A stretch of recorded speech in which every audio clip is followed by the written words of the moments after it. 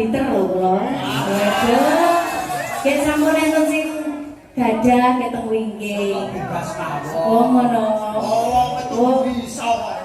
Mburi iso, berarti secara diam-diam.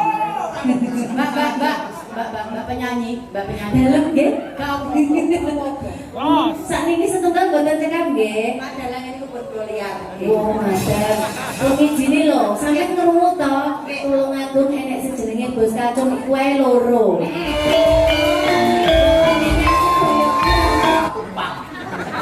Betul ta? Nggih, lek pucuke niku kan empat. Ah, nggih. Empat mriki lho, Mas. Nggih. Untuk mriki bablas ora sopong. Wah, bisa lawan teknik luar biasa Mbak Wina. Nggih. Kemarin kan gini Ponorogo niku kan nggih sedaya niku kan nggih remen Mas nggih. Leres nggih. Langgane nggih remen. Nggih. Napa reong Sineman. nggih remen pamundutan napa melih menika para kadang sutresna mboten namung laladan ringin Mas Cahyo. Nggih. Saking Balong rawuh. Nggih. Saking Singgil rawuh. Alhamdulillah. Saking Danyang Ponorogo rawuh. Madiun rawuh, Magetan rawuh, Trenggalek ugi rawuh teng mriki. Alhamdulillah ngaturaken panuwun. Yen kok apa piyai sing rawuh rene? Lho nggih kula nek teng Ponorogo nggih niku wau lho. Sak ubek-ubek niku kula nggih teng mriki mawon. Dados apal. Dulur mriki niki kula apal. Nggih. Balong, Singkil, tenggene Banjak, Sedarat, Kulon titik ana Sumarata, Nggih. Bagas mriko tenggene Sampung. Nggih. Iki teng mriki sedaya mirsani jenengan residen-residen sing cantik-cantik iki. Nggih. Lah menika lho Mas Gareng, Pripun, Mas? menika wonten dawuh saking Bapak Mujito. Nggih. Mas, ini ada penyanyi namanya Mbak Fitria Rosa. Persembahan dari Bapak Haji Karnabi Jombang.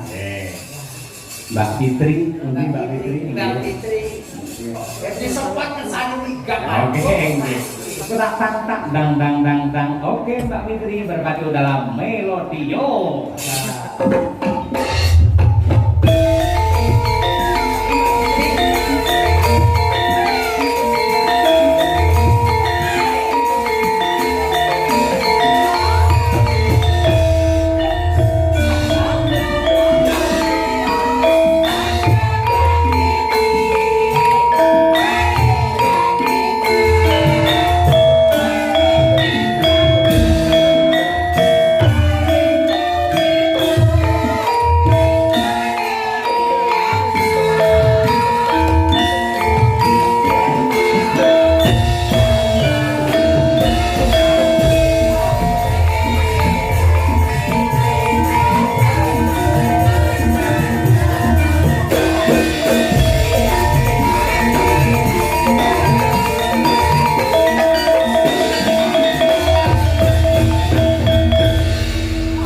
Mbak Fitri namanya ya, Mbak? Dalem? Namanya Mbak Fitri. Nggih, leres. Nggih, perkenalkan nama saya Idul. Mas Idul. Kersane rumah monggo cegat. Kula mriko. Nggih, nggih. Waduh, kula lek cedak-cedak kali dalang ingkang bagus ngeten ra diter lho kula. Waduh. Nek sampun enten sing gadah keteng wingking. Bebas mawon. Oh ngono. Oh, betul bisa. Mburi iso, berarti secara diam-diam. Mbak penyanyi. Dalem nggih? Kau. Sakniki setunggal mboten cekap nggih. Madalang ini kubur liar. Oh, madang. Rumijine lho, sampeyan krungu to, tulungaken enek sejenenge Bos Kacung iku ae loro. Mosok ya Pak Dalang ya mek sitok. Aku tetep sitok. Mung Iya. ngene sesuk lak prei kula. Diparingi rezeki kali Pak Mujito. Buka silan tak jak ning mall tak kon tuku baju ya sampean ngene. Iya ta? Waduh. Ben podo. Nek lak sandal jijit mau, bujuk kula nanti glundung malah nggih. Nggih ta? Oh nggih, nek telegram mawon Pak Dalang. Pesan dong, upami Mbak Kesi kagum baju kados teknik ngeten iki. Budal ning Ponorogo ngoten kula ngeten. Piye, Mas? Ini apa ngono kuwi jenenge? Tegese gungan Mbak Yuku. Oh. Iki kok ya ngantek gawe ngono wis. Kula nggih ngoten. Nggih, Mbak Fitri. Nggih, Mas. Alhamdulillah sowan teng dalemipun Pak Bapak Mujito, Pak Mujito. benar, Bapak Mayor Mujito, selamat malam. Semoga hajatnya dilancarkan dan sehat-sehat, rezekinya lancar bersama Ibu, nggih. Ya, amin. Wis Saya mbak tuh saking anu nggih, Mbak. Kula. Bapak Haji. Nggih, betul, dari Bapak Haji Irfan Karani dari Jombang. Oh, iya. Dan Kemudian aslinya mana? kula tanggine sinten iki wong? Mbak E Mbak Tulungagung. Mbak Pino. Tulungagung nggih. Saya Tulungagung. Pengen perso jenenge tepang Gunung Bolo, jembatan Gunung Bolo. Bolo kuwi mbiyen anu bekasku. Bekas tak liwati maksudnya Mas. Omahku sik ngalor maneh. Jembatan Mujang siji nggon ketek-ketek kae. Iya, iya, sih termasuk kaya. Yo, ketek-ketek kae idul. Iya bener toh. Jembatan Mujang nggon ketek-ketek. Idul. Kae ngidul. Nenek bangsu protolon terus mulon. Oh, layak kok panggil to mriko, Mas. Nggih. Mbak Fitri nggih. Salah ijo. Nggih, kula mantane niku, sak ijo niku. Nggih, kula Badhe niki. nembang apa, Mbak? Lah nggih kula niku mau bingung saking mriki kok anu napa kula niki nggih sanes sinden nggih Bener. campur sae kula nggih radi-radi ngaten pripun. Jenengan Lorenza lah kulino to. Itu jadul-jadul. Oh, ngaten. Nggih. Kula to. DJ. Nggih radi. Anu? Nggih, kula manut mawon. Pokoke jalan ngoten mangke kan dibantu kali Mbak Nggih to, sinden jenengan mau nggih. nitih napa, nitih napa? Kula nite anu Mobil? mboten dokar. Oh, itu ora tau jedok, Mbak. Kula biasanya dijedok malah. Wah, berat. Waduh. Berat iki. Promosi den ngono kabeh genahku ngerokok aku men. Tambahan nggih. Anu riyen mawon napa sing lagi niku nggih nggih. Nggih. Nggih. Saya Mbak, jenengan Napa? mboten kulino teng wayang to? Kula Ngeten. nanggung sepindah niki tasih teng wayang pino. Lek wayang iki sutradara ini dalam ketika dalam Betul. puncak tukang tambahan itu sendika dawuh. Nah, ngoten. Ayo. Nggih, tadi ada request lagu itu tadi lagunya campur sari juga, tapi campur sari sanes nanggang lho Nggih, nggih. nggih, nggih. Wonten lamunan mungkin saged dibawakan napa kula tak konfirmasi riyen kalih Mas-mas niki napa pripun Mas Milan. Oh, nggih. Aja tak delok Pak nggih ngapunten lho, Mbak Kesi nggih. Kok Ora nggak pantes ora yo. wong niku Lah umure sik 17. nggih, setengah. Lek dalu ngeten iki Pak Cahyo. Pak Cahyo. Pak Cinta mriko kali Mas Kendir niku lho. Karo Kendir Sing pundi? Kendir pundi? Lah kira sing kok saran kan. Biasane ora Pak Cahyo ora. Sinten? Kung Cahyo. Cincang yo. Bareng iki Pak Aang iki guru ya dalang iso suwiyah ora. Nggih. Mbak sampean ora ngerti to? Sing, napa? Wong saya golek enek penyanyi niku ngelok-ngelokne dalang. Nggih. Ora manut karo dalang. Terus Kok lek gitu. mati akhirnya dadi ngene iki. Lha niku kula biasane lek wis pacakane ilang dadine ngoten niku. Kuwi ora apa-apa. Kompetisi niku tuh. Sing penting aja nganti dadi ngene iki. Aduh, hati lho Mas yo. Aja sok alok karo Mas Jalan. Boten, Nanti. Boten, aku kan ora tau alok karo Mas Cahyo, ora tau alok karo Mas Yoyo. Nggon siji Pripun? ngrasani. Ayo, malah jeru ini. Pripun napa sidane Mbak Siti? Nggih, nggih. Lamunan? Oh nggih. Nggih. Ya. Ingkang sing gampang-gampang mawon nggih. Nggih. Mergone aku ki ya utuk penyanyi sakjane Mas. Yo mek gur nyumbang lho iki. Oh, ya ora apa-apa. Yo mek iso-isonan yo. Penting nyumbang Mas Cahyo nggih. Nggih. Penting nyumbang. Yo sing penting nyumbang donga yo penting lho Mas. Nggih. Monggo dipun aturaken kanca-kanca Madangkara Lamunan. Ayo kene Mbah Wir Rahman. Ayo.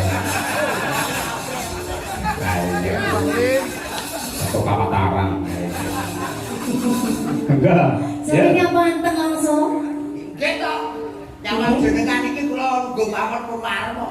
Waduh, iki adem-adem lho aku ya kudu disanding iki. Ya wis, ora masalah. Nggih jenengan nyanyi kula tak cedak jenengan. Ayo wis, mangga sampeyan Mas. Nggih. Monggo dipun aturaken Lamunan. Nggih.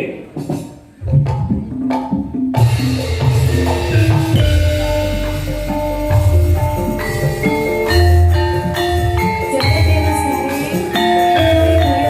Boyoke Ed Julino.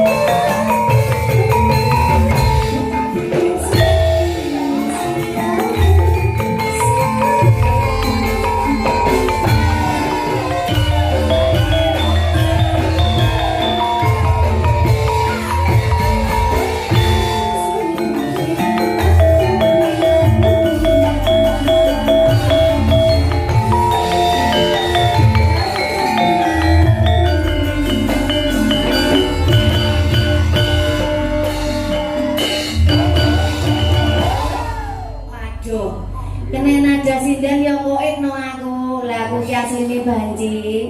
Tenang, saestu. Aduh.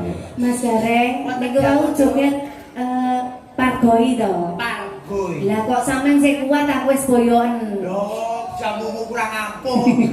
Kene ku jamune apa? Jamune nek wong Ponorogo iki ya sing apot endhog. Endhog. Endhog Jawa 10. Oh ngono, karo apa nek? Blek karo susu SGM. Ndak loro ae ndoke. Oh. Nek 10 para ya kelempoken ta ya. Mbak Fitri matur nuwun sanget kalian Bapak Haji Karmadi nggih. Nggih, terima kasih banyak. Ngapunten sanget kula nggih tasih niki derek pagelaran wayang kulit mugi-mugi Bapak Dalang kalian tim sedaya kemawon diparingi sehat panjang umur. Amin. Rezekine lancar. Amin. Mas Gareng juga nggih. Jobnya juga banyak. Terima kasih. Saya undur diri dulu. Mohon maaf bila ada kesalahan yang mungkin saya sengaja atau enggak. Juga buat beliaunya tuan rumah Bapak Mujito. Betul, Bapak Mayor Mujito beserta Ibu. Terima kasih Ibu.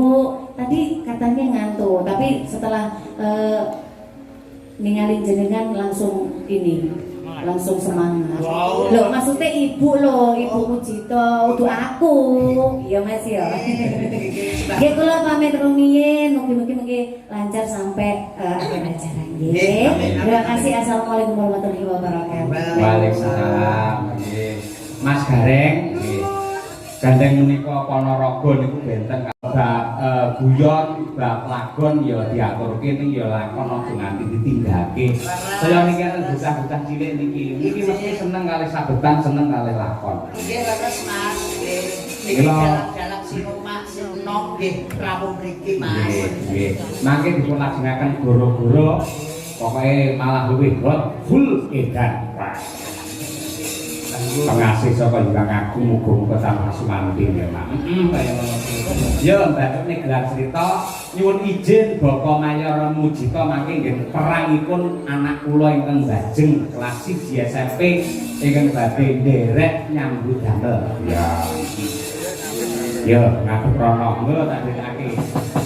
Sang patih sikra kanata paris nyakiti kumolong samyak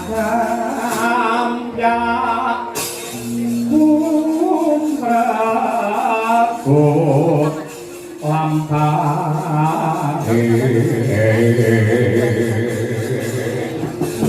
binarung krapyak batang agati